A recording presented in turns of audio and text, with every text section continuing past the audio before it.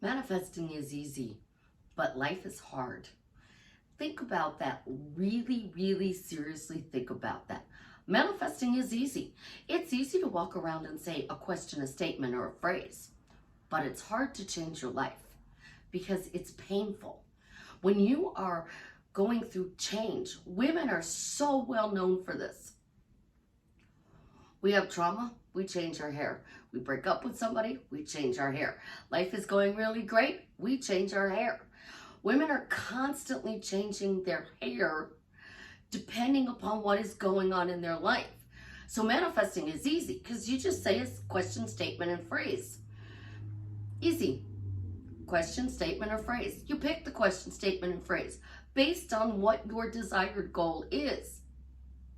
But the change, the unknown, is hard and painful.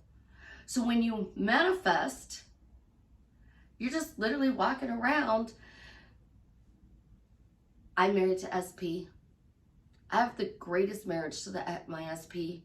My SP and I get along great. Life is amazing with my SP. Why is life amazing with my SP? Because we get along great. We have an amazing relationship. That is actually really easy to say and do. But your mental diet, your inner conversations are what have a tendency to throw you off.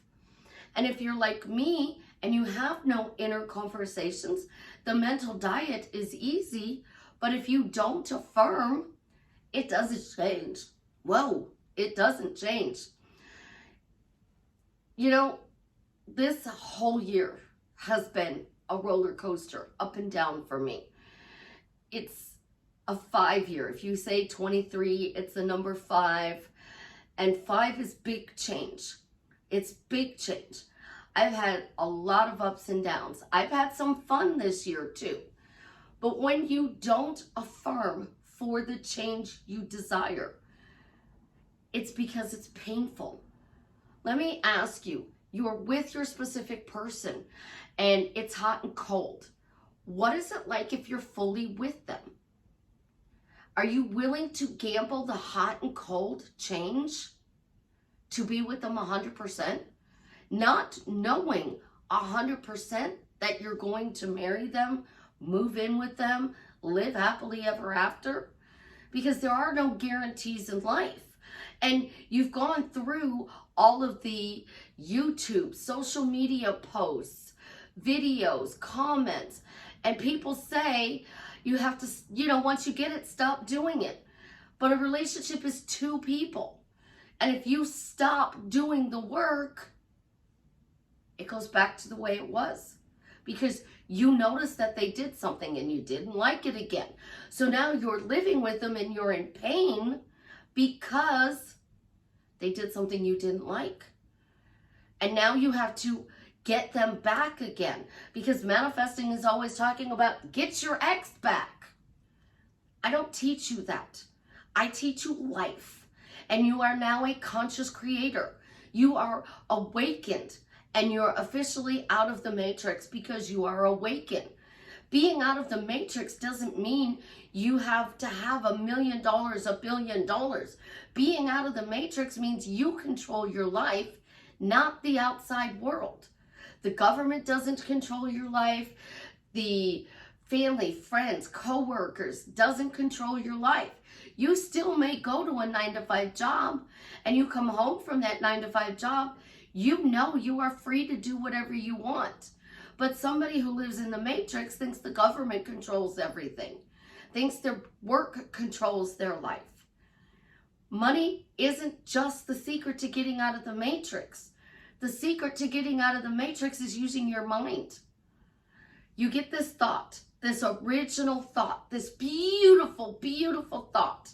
And this thought says, I want to marry this person. I want to work for this company. I want to drive this car. I want to live in this house. I want to start my own business. What happens next is your thinking. And your thinking can be really, really beautiful if you are positive. If you look at life from the knowing that life is good. But your thinking can be bad if you're looking from life through knowing it is bad and it is chaos and it's struggle. So you're teetering between the good and then back to the bad, the good and back to the bad. The way my body does things, I don't have thinking. It's silent. I don't have my own internal voice. So when I see your message pop up on my screen, if I know your voice, I hear it in your voice. If I don't know your voice, I have to read it out loud. It can be really annoying. I have this beautiful, beautiful day runner. It's a Bob Ross day runner. And it has all these wonderful pictures that I can color. See? And on the other side of the pictures are the dates. And then he has these cards in here. And these cards have a beautiful picture. And each picture comes with a quote. And this one says, everybody needs a friend. So you have this beautiful log home. And everyone needs a friend. Well, I'm your friend today. And I'm telling you that when you are walking through your life, the way your mind acts dictates how you create. Not how you manifest, how you create everything. And when you create everything, that means that your life is about your words spoken out loud. And I prove that over and over again because what I say out loud shows up in my reality and I have no words in my head. I get a thought and then nothing. And that's the beauty of manifesting because now I get this thought. Oh, it'd be really cool to date Jason Momoa. How cool is it to be able to date Jason Momoa? Nothing. Then nothing. It stops right there. I tell no story. I have no running narrative saying anything. I literally have nothing. So there's no bad thoughts. There's no good things that happen after. How cool is it to date Jason Momoa? So I get to choose next what I do. So that's where my body comes into play with feeling is the secret. So, oh, it feels good. It feels good to date Jason Momoa. Wow, that would feel really good to date Jason Momoa. And I let it go. But if I get something that shows up in my mind and it feels icky, so my ex pops up into my mind and he's like, and then I get a call from my kids and they say, their dad wants to talk to you. And I'm like, ugh. Why? I don't want to talk to him. Why does he want to talk to me? Ugh. Just ugh. And I let it go. It's icky. I let it go. Don't want to deal with it. Ugh. I'm done. And I move on. And then I'll get a call a little later and they'll be like, did you call him? No. Why not? I don't want to talk to him. We're divorced. You guys are grown. I don't need to talk to him. And I let it go. But when your mindset is chatty and it narrates or worse, makes up stories, makes up a story. Now let's go with this story of the ex. Yeah, no, but first we're going to do, no, we're not going to go with that. Because instead we're going to go with, but first, this is Susie, your beautiful swan queen. Welcome back to the garden, my beautiful duckling. Thank you for subscribing, smashing the like button, sharing my video. I love you. I am the best life coach with a 99.6% success rate in helping you get together with the love of your life. When you're ready to coach one-on-one, join my paid Facebook group, Upscale Your Money, buy t-shirts from my daughter and her bestie. Those links are in the description below. When you are ready to clear your negative stories, my program is up and running, so go get it. That link is below. I have a new money one coming out, should be done this week. That is my goal this week. And then I'm on to an SP program for y'all. You guys are gonna love this because it helps you to silence your mind. And I also distracted you from talking about the icky feelings because that's how my body reacts. I like something, I don't like something. And I had this conversation with my therapist, and I had a conversation with a client. And this community is so stuck on I am God and my religious upbringing that I have this very warped opinion of God, because Elvis taught me as a child, question everything. And then I had a rabbi for a father to one of my friends when I was in grade school, and he taught me to question even more. So when I come into manifesting, I question everything. How can I get this? Why can I get this? When am I going to get this? Do I really want this? Well, yeah, I do really want this. So if I really want this, then I have to focus on what I want. And if you're one of those people who has a chatty mind, you have to stop. You literally have to stop. You can use a pattern interrupt, which is the word stop, the word nope, the word no. And you literally tell your mind, stop. We're not going this route. Nope, this is not allowed in my reality anymore. No, I'm not going to go down this negative trail. I'm going to choose to focus on what I desire. Because when you start to change what you desire to what you desire instead of what you're reacting to. So this thinking, it's reacting. You're reacting to the negative, the third party, the thing your specific person said to you. And this is the most famous line the specific person says to my beautiful duckling. This is the famous line they say, I don't want you. I don't want you. I don't want to be in a relationship with you. I care about you and I want you to be happy, but I don't want you. How many people, and leave a comment below, have had that said to them? And how many people have had that said to them and got past it? Because that's painful. That's the part of manifesting that is so painful. But that's not manifesting. That's part of doing the work. And doing the work is incredibly painful because you have to change the way you see this person. And this isn't assuming, this isn't being delusional, but this is using a tool like assuming or being delusional to change the situation. I could literally make an argument for pretty much any guy on this planet being in love with me. The look on their face, the way they look at me. People go, I'm so jealous. I wish my person looked at me like that. I wish my husband looked at me like that. I wish my girlfriend looked at me like that.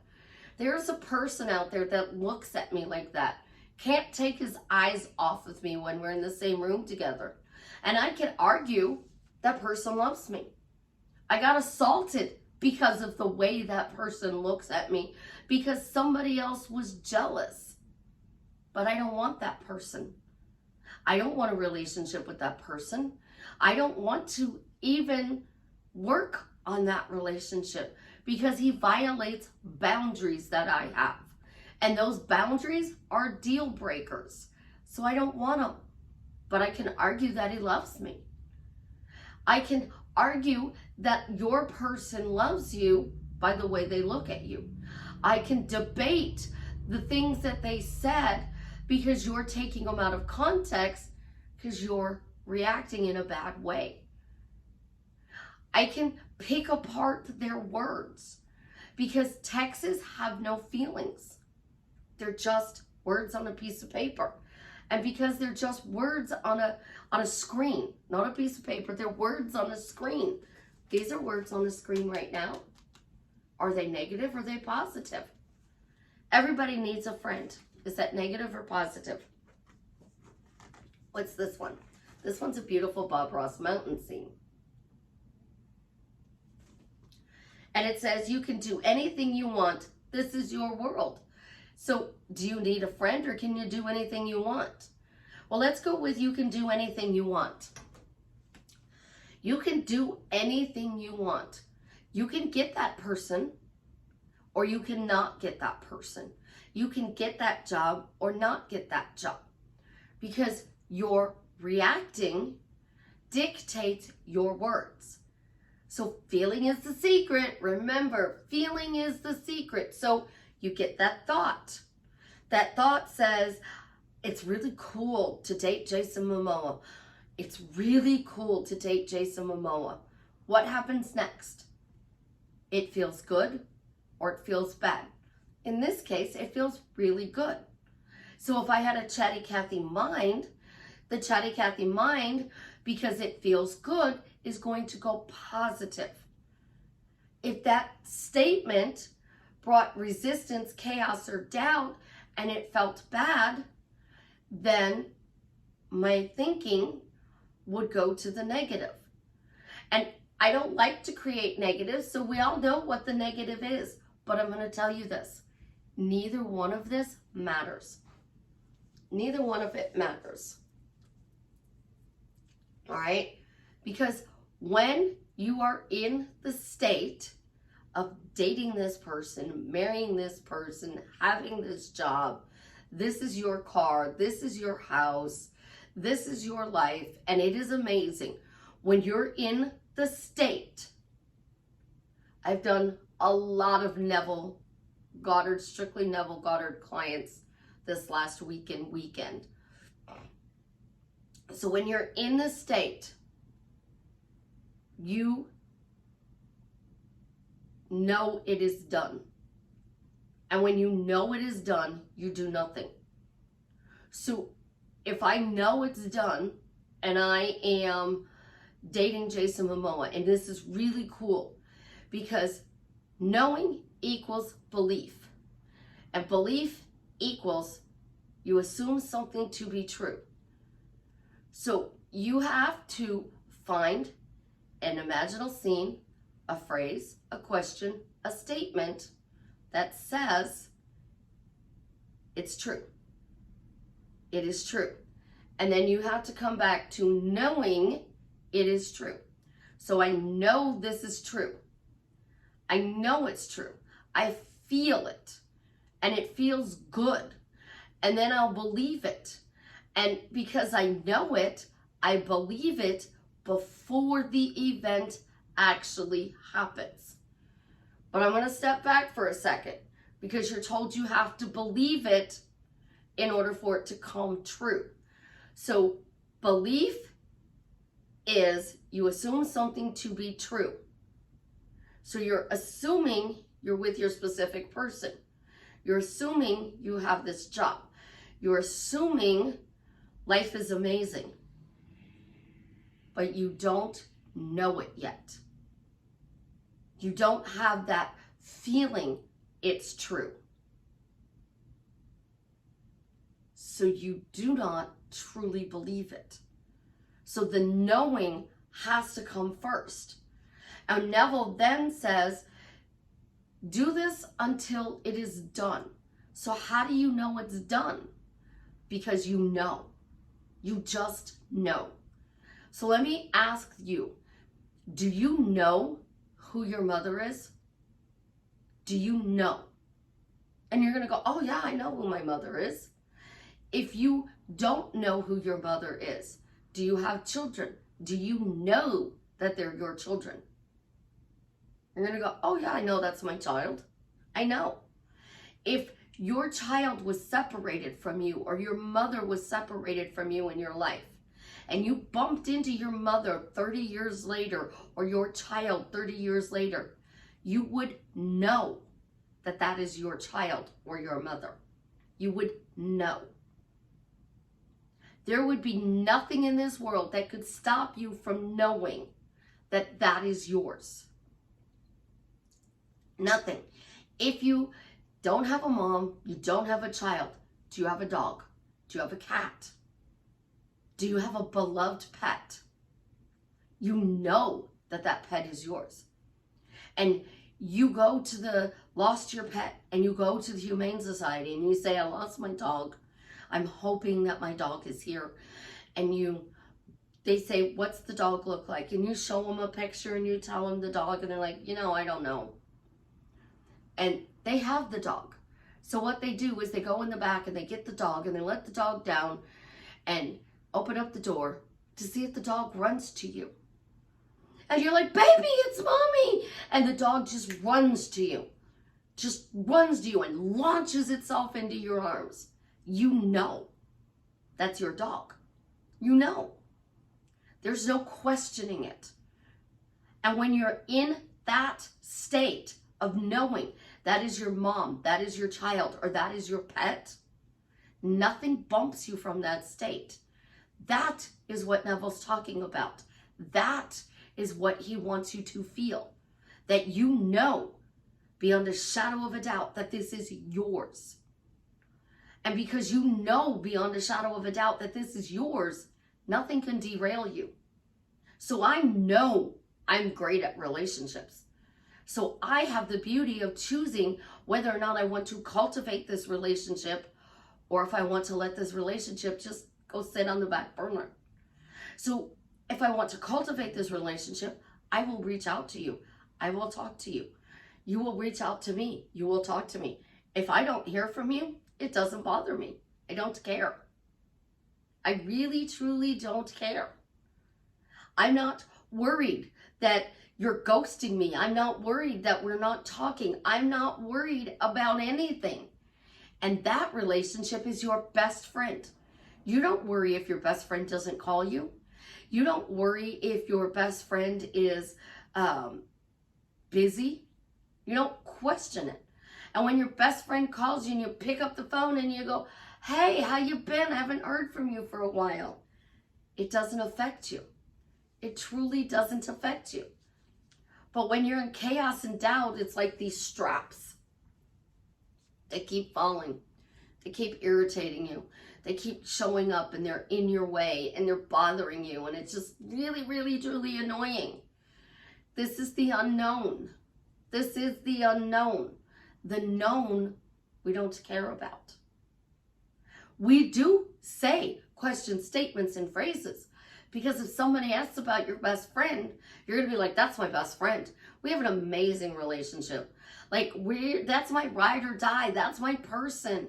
That's my person, and that person is amazing. And if somebody disrespects your best friend, you haven't talked to your best friend in 2 weeks, and somebody disrespects them, boom, you're on it like fire. Whoa, you're going to explode. Don't you be disrespecting my best friend. That's my best friend. Do not go there. Do not do that. And we defend that best friend. But when you're in the state of unknown, of doubt, of chaos, of resistance, of bad, it feels bad. You have this is driving me crazy. What do I do? How do I change this? How do I fix the situation? You know, they used to make these clips, and I loved these clips because they would clip them in the back, and it didn't do that. But they don't make those clips anymore. And if they do, I don't know. I haven't been able to find them. Used to be able to order them online or buy them at Walmart, and I haven't found them. And I'm out. So now I have to figure out a different way to fix that problem.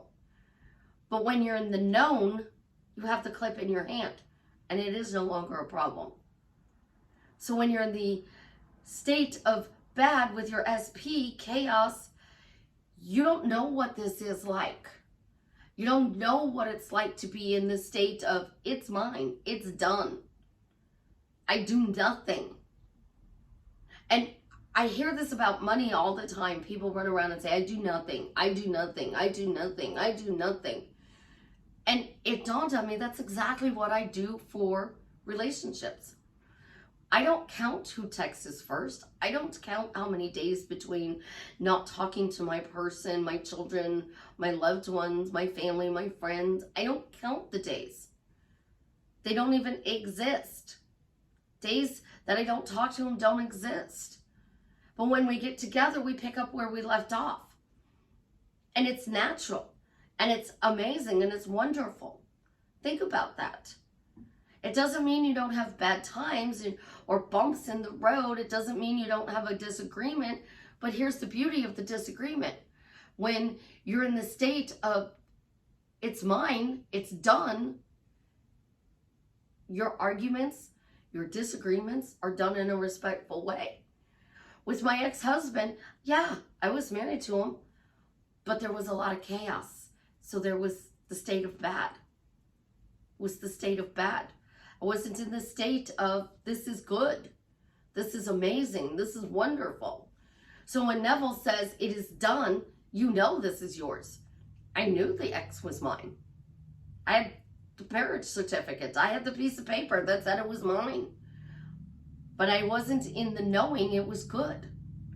I wasn't in that state that this was a good relationship, that this was an amazing a life with this person. I was in the state of chaos.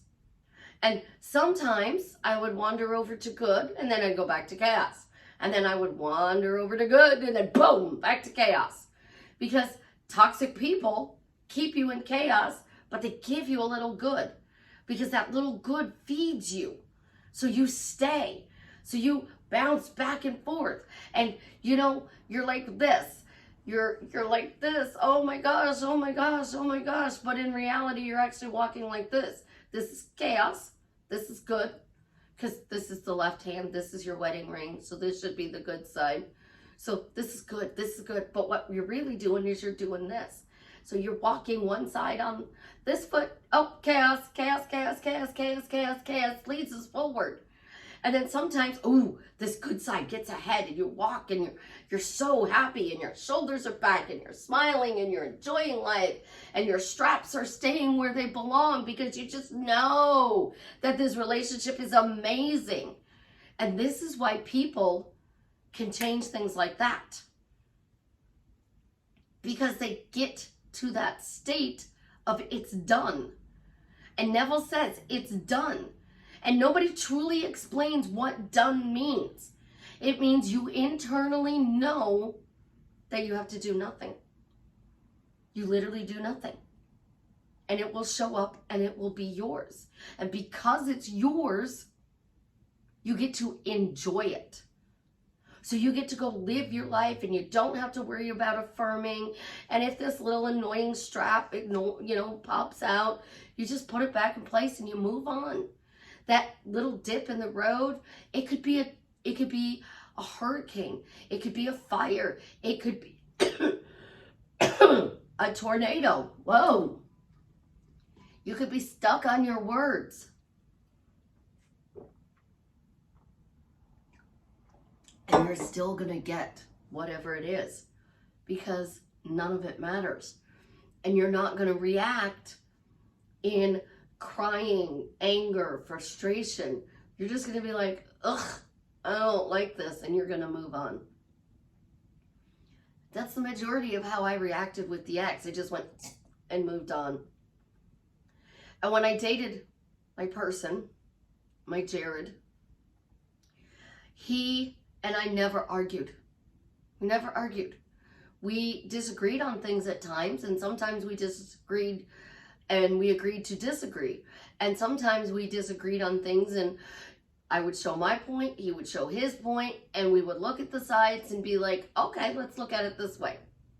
And we would find a mutual understanding in a respectful way.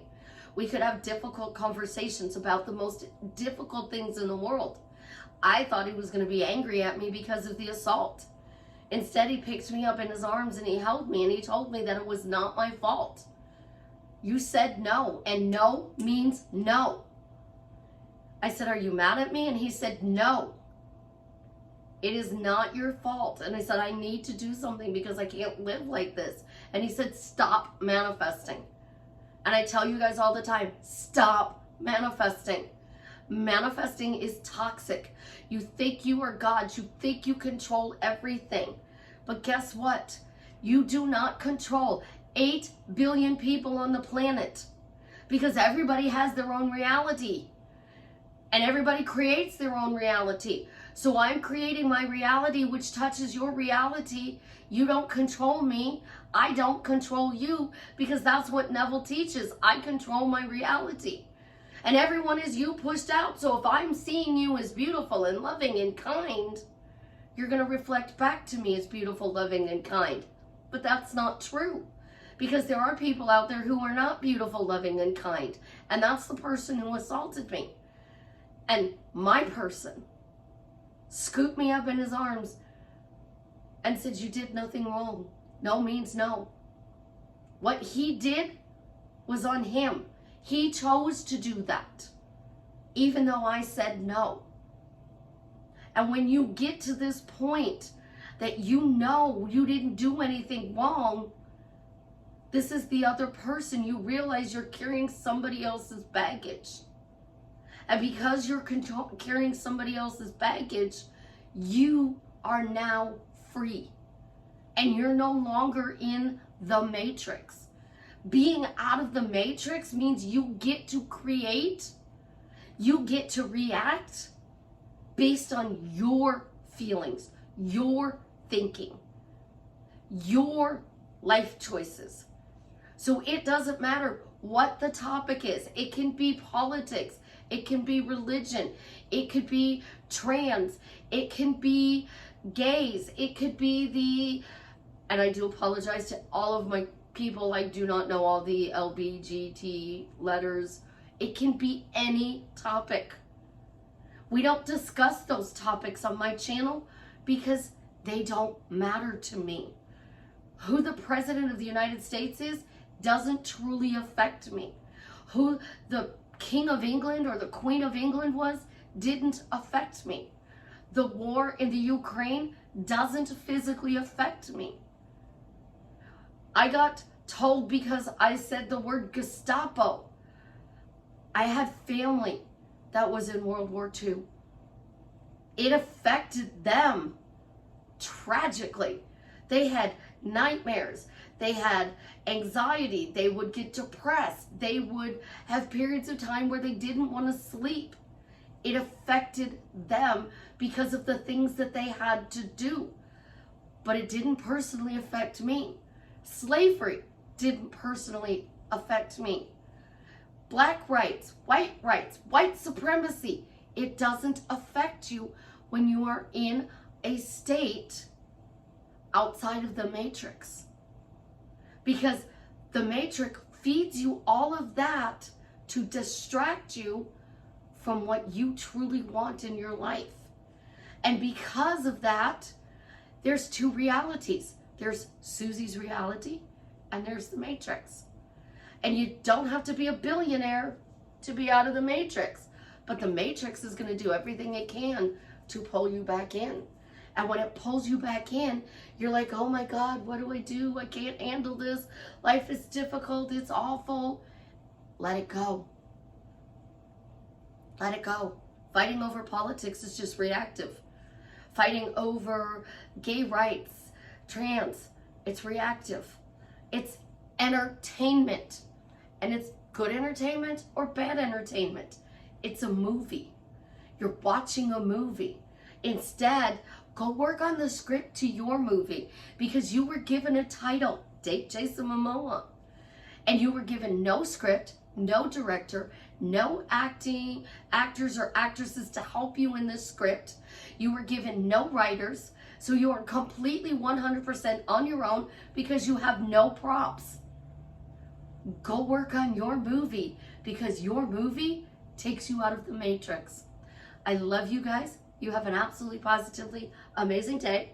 As always, leave me a comment. Let me know how I am drastically changing your life for the better. You've gotten this far in the video. We truly, truly need prayers for Travis. Jason posted he was in the hospital and he had surgery. So we want to send him some extra special love and prayers. Travis is healed. He is healthy. He is whole. He is happy. He is home with his family. He's living his best life. Leave it in the comments and let me know that you support BeTheMatch.org, where we can help people and save their lives. Travis still needs a donor. So if you want to swab, go check out the link or go to Google and Google it to make sure that you're going to a trusted site and be the match and help save somebody's life. Use your words, raise people up, because in life, that's all we really truly have is the words we speak out loud. I love you. Have an absolutely positively fun day.